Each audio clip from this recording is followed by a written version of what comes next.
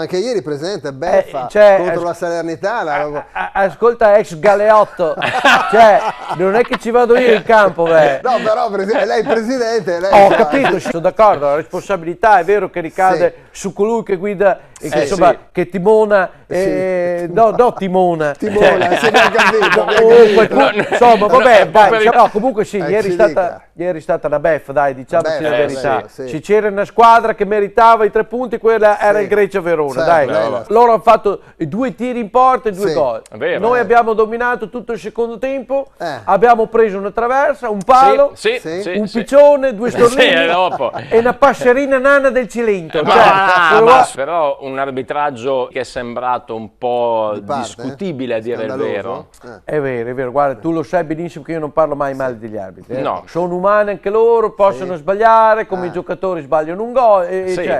Però Cribio, mondo pieno di patacche inutili come mettersi la mascherina in macchina da soli, mi verrebbe da dire, se un giocatore scarso come il livello del Po dell'estate scorsa, quello non è che ci va a giocare in Serie A, giusto? No. E quindi la stessa logica dovrebbe valere per gli arbitri, no? Se uno non è a livello, che se li stia a casa. E poi se quelli che stanno al bar, si guardano il grande fratello VIP invece di guardare quello che succede in campo, beh allora ce lo dice, perché vi paghiamo l'abbonamento a Netflix lì e vi guardate anche qualche serie TV, cioè Fisca, anche ieri di cose discutibili ne sono successe a Mannelle, sì. Ma comunque insomma è inutile cosarsi gli alibi, bisogna segnare un gol più degli altri e non prenderne, soprattutto nei minuti finali, che questo è un po' ormai la nostra pecca. Senta Presidente, però i tifosi è la nostra pecca. Vabbè, era pecca. Però i tifosi insomma si stanno chiedendo se si va avanti con Cioffi oppure se state pensando a un sostituto, perché la classifica piange, Presidente.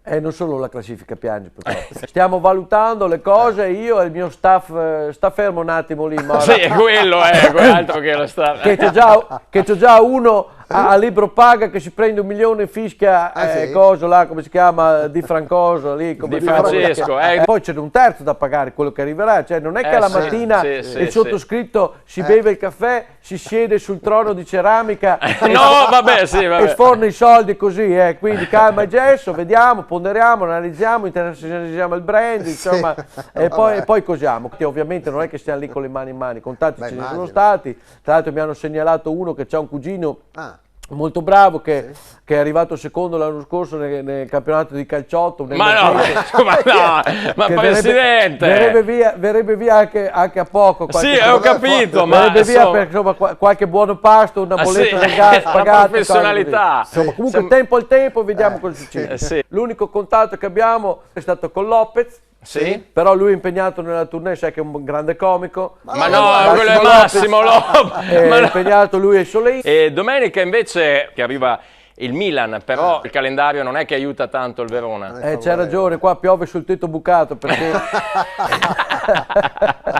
Vabbè, questa non la conoscevo. Non la sapevo. Se c'hai il tetto bucato e piove o ci metti sotto la ramina, abbiamo provato a chiederci al Milan se insomma si poteva rimandare, giocare un po' più dopo. Addirittura? Sì, ma ormai avevamo prenotato il campo.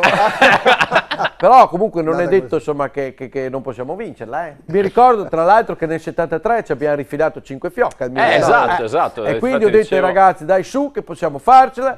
Chi parte già con la cosa cosata poi alla fine non cosa niente, questo è il mio motto. Quindi cosatevelo bene in testa che chi cosa la vince. E come dicevano nei film dove cosano le altre. Collaborazione con Oxigenia, acqua arricchita d'ossigeno, Autozai, agenzia matrimoniale Subito Amore, Vignola Termoidraulica, lucanoleggiopiattaforme.it.